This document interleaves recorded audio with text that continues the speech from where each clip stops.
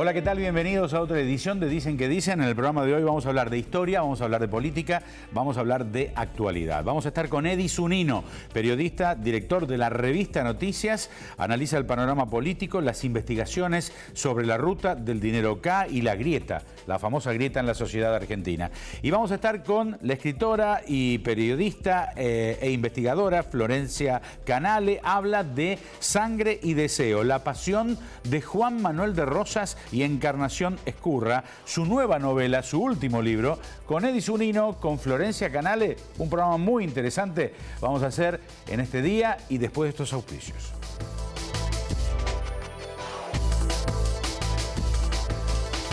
Auspician este programa Grupo Asegurador La Segunda.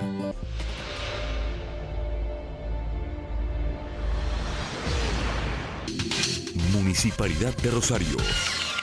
Ciudad Rivera, Ciudad Rosario. Helados La Montevideana, un helado que alimenta. Sport 78, Rosarino por deporte. La fuerza del trabajador está en la UATRE. Chevrolet, Find New Roads.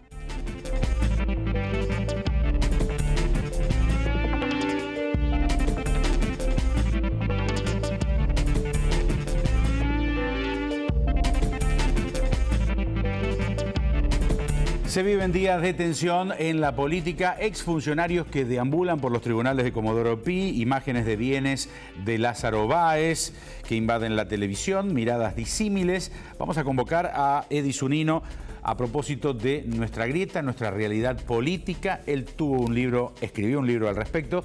Es director de la revista Noticias. Edi, bienvenido al programa. Hola, ¿cómo estás, Alberto? Muy Gracias. Bien. Bueno, ¿cómo analizás este deambular de funcionarios por los tribunales? La justicia se despertó, se busca cambiar la agenda, el kirchnerismo está recibiendo la factura de la forma de ejercer el poder en su momento. Lo veo con preocupación. Primero porque, bueno, la justicia es un poder que por su propia naturaleza siempre llega tarde. O sea, la justicia llega después de la denuncia. Cuando las cosas ya sucedieron, cuando se supone que el ilícito ya pudo haber sido cometido o fue cometido. El tema es cuando la justicia llega demasiado tarde, y cuando la justicia llega demasiado tarde porque está politizada, porque está jugando en el juego de la política y no básicamente en el de hacer justicia. Eso a mí me preocupa, me altera. No es la primera vez que sucede en la Argentina. La reforma del Fuero Federal la hizo Menem en el año 94, donde nombró a todos los jueces federales, a todas las cámaras, a todos los fiscales, se amplió el fuero. Y ya en la finalización de la década del 90 tuvimos episodios análogos, similares, parecidos a los que tenemos hoy. De golpe y porrazo, las causas judiciales que estaban abiertas desde hacía mucho tiempo y donde muchos periodistas habíamos sido citados como testigos, pero casi como sospechosos de estar conspirando contra el poder político. De golpe los funcionarios empezaron a circular por tribunales. Yo recuerdo que cuando se fue Domingo Cavallo del Ministerio de Economía de Carlos Menem, después volvería años después para armar el gran caos de la Argentina saliendo de la convertibilidad, pero cuando estaba por renunciar, lo que se decía en los pasillos de la Casa Rosada era: Cavallo se va a cansar de recorrer juzgados.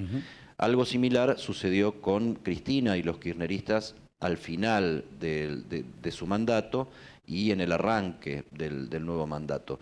Yo en los despertares mágicos no creo, o creo en las presiones, y creo en que a veces las presiones son más fuertes, otras son menos fuertes, y creo que la presión que están recibiendo los jueces federales son políticas, son mediáticas, y eso necesariamente desvirtúa el hacer justicia, lo cual no quiere decir el hecho, la acción de hacer justicia, lo cual no quiere decir que esté mal. Pero, por ejemplo, qué sé yo, la primera tapa de la revista Noticias sobre Lázaro Báez fue en el año 2007. Va a ser en cualquier momento 10 años de eso. Nos miraban de costado. El grupo Clarín era aliado del gobierno. Esas tapas tenían poca repercusión. Y ahí ya se hablaba de el testaferro presunto de Néstor Kirchner, con Néstor Kirchner vivo. Llegamos a esta circunstancia después que terminó un gobierno. Entonces yo creo que por un lado hay que estar expectantes, pero por otro lado hay que estar preocupados, por lo menos es lo que me pasa a mí. Después de los allanamientos, esas imágenes de Lázaro Báez entrando y saliendo de tribunales, las declaraciones de Fariña, parece haberse llegado a una suerte de meseta judicial, ¿no? ¿Báez decidió que no va a hablar? ¿Cómo analizas este caso testigo, Edith? Y habría que estar en la cabeza de Báez. Mi especulación es que no le conviene para nada hablar. Salvo que esté en una situación ya demasiado comprometida. Y lo que ha dicho Báez, lo que ha hablado, no apuntó hacia arriba, hacia su propia cadena eventual de mandos o de mandantes o de verdaderos representantes ocultos de sus empresas, hablemos de la familia Kirchner, sino que tiró la pelota hacia la otra cancha, ¿no? O sea, él habló de sus sociedades armadas con Angelo Calcaterra, empresario de la construcción y primo del actual presidente. Y yo creo que eso, que tiene una intención de embarrar la cancha, también echa luz a otro factor presente en la Argentina, porque acá de lo que se trata, creo yo, es de desmembrar lo que se ha dado en llamar el capitalismo de amigos, que es una manera de haber establecido el capitalismo en la Argentina y no en la última década, en la historia argentina. La familia Macri no puede sorprenderse de empresarios que crecen, como se decía antes, alimentados por la teta del Estado. Ese es el origen de la fortuna de la familia Macri. Y que el primo del actual presidente esté en la obra pública y haya tenido cuantiosos contratos y amigos del actual presidente, entonces, ¿vamos a desarmar el capitalismo de amigos o vamos a cambiar los gerentes y los representantes de esa manera de armar un sistema económico en la Argentina? Yo creo que ese es el debate de fondo. O sea, si cambiemos. Edi, ¿le conviene al gobierno que la oposición sea este kirchnerismo, por ejemplo, residual y no un peronismo unido? Sí, creo que sí. Creo que ellos mismos se ocupan de levantar el perfil del kirchnerismo y de aprovechar lo que está ocurriendo en tribunales, que insisto, hay muchas cosas que están, yo diría que ya prácticamente probadas. El otro día, pero sí, yo creo que cuanto más se agranda la figura de Cristina Kirchner en un acto frente a tribunales o en alguna declaración pública o en su nueva fundación política ahí cerquita del Congreso o donde sea, la sociedad recuerda rápidamente por qué fue que ganó Macri en el balotaje de noviembre y asumió el 10 de diciembre. Creo que eso también le conviene al macrismo porque divide al peronismo la figura de Cristina, lo muestra desarticulado y lo muestra con una crisis propia que con las elecciones del año que viene ya a la vista plantean un panorama de un peronismo dividido donde Cambiemos y el propio Macri y quienes finalmente sean sus candidatos, eventualmente Elisa Carrió al frente de alguna lista muy importante, puedan lograr dar vuelta a la ecuación numérica en las cámaras legislativas, que es donde a Macri le está costando hacer pie.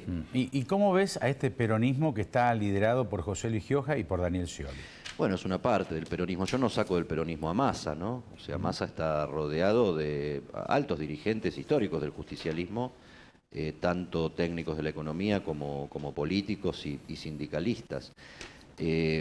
Creo que la conducción del PJ oficial en manos de Gioja y Scioli plantea la necesidad de buscar por parte del justicialismo una postura lo más unificada posible hacia las elecciones del año que viene, tarea que les viene bastante dificultosa, sobre todo por el papel de Massa y sobre todo por las resistencias que la propia Cristina y el cristinismo duro, el camporismo, las resistencias que genera dentro del peronismo más tradicional y diría que casi del conjunto de las provincias, salvo algunos sectores patagónicos. Hablamos otra vez de la grieta y se vio en la entrega de los Martín Fierro algunos invitados que abuchearon, por ejemplo, a la Nata, quien les contestó con dureza. ¿Cómo analizas este hecho y la respuesta de la Nata, del periodista? A ver, vos en la presentación hablabas de mi último libro en coautoría con Carlos Russo, Cerrar la grieta. Sí.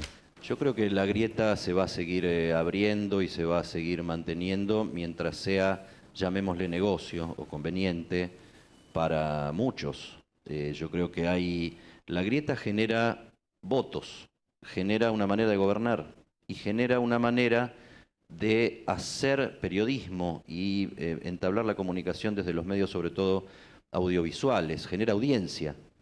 Entonces, mientras esta división y esta pelea genere audiencia y genere votos, se va a seguir manteniendo. O sea, yo creo que Jorge Lanata, ni los periodistas, ni los medios de comunicación en general podemos asumir la responsabilidad de haber abierto la grieta. Pero creo que tendríamos que analizar con honestidad y mirándonos de frente y con una mano en el corazón cuánto hicimos para que se desarrollara, habiendo sido generada desde lo más alto del poder político en la última década. Entonces, como una manera de gobernar y de construir poder y juntar votos. Pero eso se notó, se percibió que esa confrontación falaz, entre la política y el periodismo también generaba audiencia. Porque da la casualidad que tuvimos una manera de gobernar durante la última década, y yo creo que algo de eso continúa ahora, muy con lógica mediática, muy con lógica de transmisión futbolística, muy que hay dos en la pelea. Y eso se atiza todo el tiempo. Por lo que estás diciendo, entonces, Eddie, hay un sector de la política y hay un sector del periodismo que le conviene la grieta. Entonces, ¿qué es lo que hay que esperar para terminar con esto que nos ha angustiado y nos angustia tanto a los argentinos? Eddie. También definamos hasta dónde llega la grieta. Yo creo que en el libro nos planteamos eso, en varias de las entrevistas se analiza eso, y en los ensayos que abren y cierran el libro se plantea cuál es la dimensión y hasta dónde llega la grieta. O sea, yo creo que esta división tiene mucha potencia en una élite generadora de opinión. Es la dirigencia política, parte de la dirigencia empresaria, parte de la dirigencia sindical y buena parte de los medios de comunicación, conductores de noticieros o periodistas muy importantes. El tema es si esa grieta es vertical y hasta dónde llega, porque yo creo que la población que vive la vida real y que está pensando en su bolsillo, en su vida cotidiana, en que los chicos vayan a la escuela, en comer, en todas esas cosas, no está eligiendo si lo grave es la corrupción de Lázaro Báez, o si lo grave es la corrupción del macrismo, o si lo grave es la herencia económica que dejó el kirchnerismo, o si lo grave es lo que profundizó esa situación económica, las primeras medidas del gobierno de Macri. Creo que la gente está preocupada por lo que le está pasando. Y creo que el periodismo debe hacer anclaje en esa demanda de información y en esa polémica. Hoy mirar las cosas de un lado o del otro, lo que saca del punto de vista es lo que le está ocurriendo al grueso de la población. Afuera del poder, tanto Kicillof como Guillermo Moreno congregan seguidores en plazas públicas, en auditorios, una suerte de rockstars, ¿no? ¿Cómo se entiende ese fanatismo pese a los resultados de las gestiones que están a la vista de ellos, por ejemplo? El análisis. Bueno, yo creo que hay que ser honesto. El kirchnerismo existe. El kirchnerismo en 12 años y medio construyó su propia continuidad. A diferencia del menemismo en los 90, donde Menem se fue sin menemismo, Cristina se fue con cristinismo. Y esto significa una fuerza política, esto significa representación parlamentaria, esto significa predicamento en sectores sociales, sindicales, qué sé yo, provinciales, de distinta índole. Habrá que ver a dónde llega eso, qué capacidad tienen de construir o reconstruir fuerza política en serio sin la caja del Estado, porque acá hay un debate que se da muy cínica y muy truchamente en la Argentina. En el fondo de todas estas cuestiones, incluida la corrupción, e incluida la política como hecho de salir a buscar votos, de campaña política permanente, eso es lo que cuesta mucha plata. Tener la manija del Estado le da ventaja al que la tiene para poder construir desde arriba fuerza política. Por eso habrá que ver cómo es este futuro del kirchnerismo. Pero yo creo que el kirchnerismo dejó huella, dejó representación.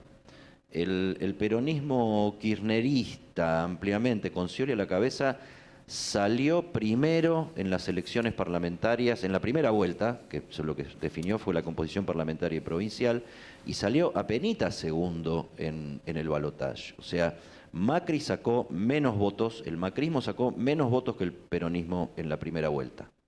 Lo último. Y eso me parece que es una realidad que a muchos interesados en mostrar solo un lado y en jugar a la confrontación de dos supuestos bandos cristalizados y solidificados, o se oculta detrás de eso, se oculta o se quiere ocultar o tapar que el kirchnerismo existe. O sea, Cristina Fernández de Kirchner fue a declarar al Congreso y juntó 15.000 personas, una movilización que muy pocos pueden juntar. Está bien, hay intendentes que movilizan, pero hay mucha gente y mucha juventud que se moviliza a través de redes sociales y que se moviliza de maneras no tradicionales todavía en cómo se hace la política.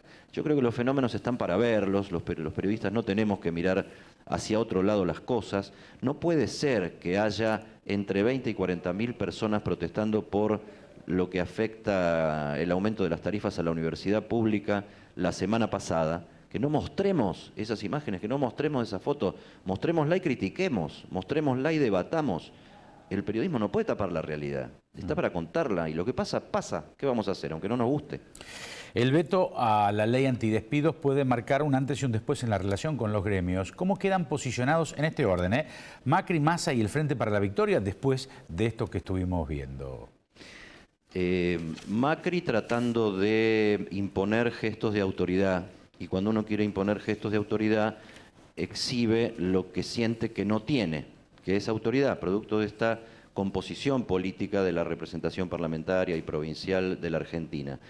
Massa y el kirchnerismo en conflicto, chocando entre sí para ver quién se queda y cómo se queda con la conducción del peronismo, un proceso que creo que no va a ser resuelto en las próximas horas ni en los próximos días. Edi, como siempre, un gusto tenerte en el programa. Te mandamos un abrazo y gracias por participar. Un abrazo muy fuerte. Hasta cualquier momento. El director de la revista Noticias, Edi Zunino, quien escribió sobre la grieta, bueno, cerrar la grieta precisamente, el libro que no hace mucho tiempo presentó. Cuando regresemos, fue modelo alguna vez, hoy es escritora e historiadora. Florencia Canale, sobre Rosas y Encarnación Escurra. Muy interesante. Ya venimos.